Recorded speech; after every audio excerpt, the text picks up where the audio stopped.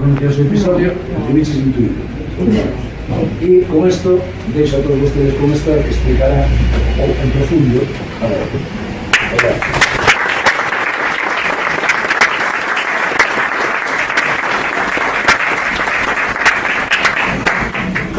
Bueno, pues yo voy a hablar en calidad de la madre de la criatura, sobre todo.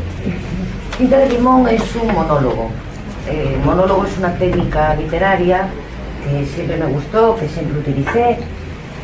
¿Por qué? Pues principalmente porque tiene la ventaja de que aproxima al lector al alma del personaje, al alma del ser humano. Es más, yo creo que el monólogo literario, no los de la tele, los de la sexta, el monólogo literario es un arma poderosísima para ejercitar el músculo de la tolerancia, porque podemos llegar mucho más cerca al alma de los personajes, comprenderlos, tolerar sus posicionamientos, sus ideologías, etc. Tinta de limón es una denuncia explícita al franquismo, a una época de represión, de miedo, de hambre, a la posguerra. Esta denuncia va a correr a cargo de 5 guerrilleros y un perro, uno de ellos es una mujer, que están enterrados en autopista, en la P9, exactamente en el Arcén, a la altura del kilómetro 15. Es decir, que si salís habéis pasado por allí un montón de veces. Si salís por la Vedra, cuando veáis la pancarta del kilómetro 15, están allí un altillo que hay de unos árboles, ahí están los protagonistas. Ahí están. Bueno, no vamos a desvelar nada. ¿Están o no están? Depende. Bueno, fueron asesinados en 1946. Están ahí desde entonces. En Tinta de limón no hay ni héroes ni hay grandes hazañas. Hay gente como nosotros que somos héroes de nuestras propias vidas, que tuvieron que huir, se vieron obligados a huir de una situación. E insisto, no de se vieron obligados a, porque son muchísimas las veces que oigo decir, bueno, morreron uns, morreron outros, uns se mataban a outros. No, una acción violenta solo puede esperar una reacción violenta. Si te entran en casa a robar lo que tienes, dan un golpe de casa en vez de un golpe de Estado, lo que vas a hacer es coger lo más contundente que tengas para hacerle frente, que no te roben lo que te quieren quitar. Esa fue la reacción de esta gente. No fue que mataron unos igual que otros, no, en absoluto, no tiene nada que ver. Bien, bueno, uno de los guerrilleros, que es quien os va a hablar, es Fidel Pico Moldón, que es un coruñés, y nace en el campo de la leña, como yo. Fidel Pico Moldón es una persona que está armada de razones, pero donde no cabe ni un átomo de victimismo. Yo creo que va a utilizar en sus reflexiones un lenguaje muy directo, muy contundente y con cierta profundidad, que para mi gusto yo creo que escribe de una forma muy elegante. Es decir, la literatura, la calidad literaria es importante, o lo cree imprescindible en cualquiera de sus manifestaciones. Y cuando lo leáis vais a ver mucho equilibrio en el texto, equilibrio entre el rigor y el humor, porque os vais a reír también, porque tiene muchos giros irónicos. Hay equilibrio entre el rigor y el humor, entre lo blando y entre lo duro, porque yo entiendo que un texto que tiene excesivos elementos duros es difícil de roer, y si tiene excesivos elementos blandos se deshace, no puedes disfrutar de él. Bueno, ya sabéis que sobre las novelas ambientadas en la posguerra hay un abanico de posibilidades impresionante. Yo creo que más bien la producción mayor empezó a principios de este siglo. Sin embargo, Tinta de limón, que también aborda esta temática, es totalmente distinta a todas, a cualquiera de las que hayáis leído. Motivos. Quien habla, habla bajo tierra, el que habla es un muerto, y el tratamiento que se hace al tiempo, al pasado y al presente.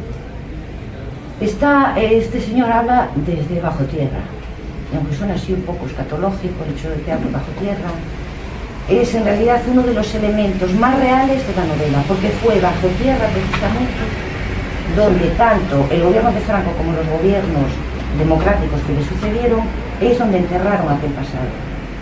Un pasado que permaneció también bajo tierra en las crónicas históricas, en los libros de texto, en la literatura, en cualquier tipo de manifestación artística. Un pasado que durante muchos años solo se mantuvo en lo que es la memoria personal, familiar, en lo que se comentaba al llegar la noche se cerraban las ventanas, con miedo, porque ese pasado salió a la luz muchísimo después de acabar el franquismo. Es más, os voy a decir una cosa, aunque esté ambientada y la narración parta bajo tierra, yo creo que en ningún momento vais a sentir claustrofobia, vais a sentir compromiso, e incluso, a lo mejor al acabar de leerlo, os vais a sentir la voz de una persona que no tiene voz, pero que habéis escuchado. El segundo elemento, a lo muerto. Un muerto que no tiene nada que perder. Un muerto que no existe, pero existe para vosotros, con la finalidad de enviaros un mensaje, incluso a sabiendas, o sea, sin saber que va a ser escuchado. Es un testimonio puro, porque un muerto, no, ni sus palabras ni sus actos van a depender de la supervivencia, de tener que comer, de trabajar, de que pagar una hipoteca. Es más, os voy a confesar una cosa. Yo cuando estaba escribiendo esta novela me acordaba muchísimo de las andanzas de Don Quijote. Y como es una novela que leí ya muy mayor, la verdad es que nunca me sorprendieron sus aventuras. Lo que me sorprendía era la capacidad que tenía de describir la naturaleza humana a través de sus aventuras. Algo así sencillo me pareció. Otro de los elementos que distinguen a Tinta de Limón es el tiempo, el tratamiento del tiempo. Hay una actualización del pasado. Vamos a ver, estos guerrilleros que están enterrados en la autopista donde yo os dije, tienen conocimiento del presente a través de los sumideros, del alcantarillado, porque se cuelan revistas, y bueno, van teniendo conocimiento de una noticia de actualidad. Entonces, la censura que va a hacer Fidel Pico Moldón, que es el protagonista, hacia el pasado que sufrió, va a ser tan dura como a la gestión que se está haciendo en el presente de ese pasado. Va a ser igual de dura y de ácida, exactamente igual. ¿Qué más? Ah, bueno, sí, siempre que leemos una novela, sobre todo si está ambientada muchos años atrás, en este caso son casi 80, nos imaginamos, siempre te haces una imagen de cómo es el personaje, con pelo largo, corto, y si es una historia de hace mucho tiempo te lo imaginas en blanco y negro o con movimientos acelerados, como las películas mudas. Y yo creo que con esa actualización del pasado que he intentado reflejar, lo vais a ver a todo color y con movimientos naturales totalmente. Es decir, como si fuera en presente. Bien, Tinta de Limón, resumiendo mucho, es como un Frankenstein. Está hecho de trocitos, de realidades, de personas, de vivencias que han estado ahí aquellos años. El monstruo de la guerra, puede ser. Después de todo, la historia de la humanidad es la historia de las guerras. Las guerras han determinado todo lo que tenemos. Los países, las fronteras, los idiomas, las religiones, las etnias, todo. Y lo peor de todo es que nos guste o no, vivimos bajo ese techo construido con las guerras, con los vencedores de las guerras. Bueno, comentar que me tuve que documentar muchísimo para escribir esta novela. Mis principales fuentes de documentación fueron mis padres, luego leí muchos libros, tesis doctorales incluso, pero sobre todo testimonios orales. ¿Qué conclusión saqué en esa documentación? Que fue un periodo mucho más largo que el de escribir. Pues mirad, saqué en igual medida valores que horrores. Saqué cercanía, compromiso, pero sobre todo agradecimiento. Y os voy a dar una opinión nada más. Yo creo que con la transición legalizó e institucionalizó el olvido y el perdón.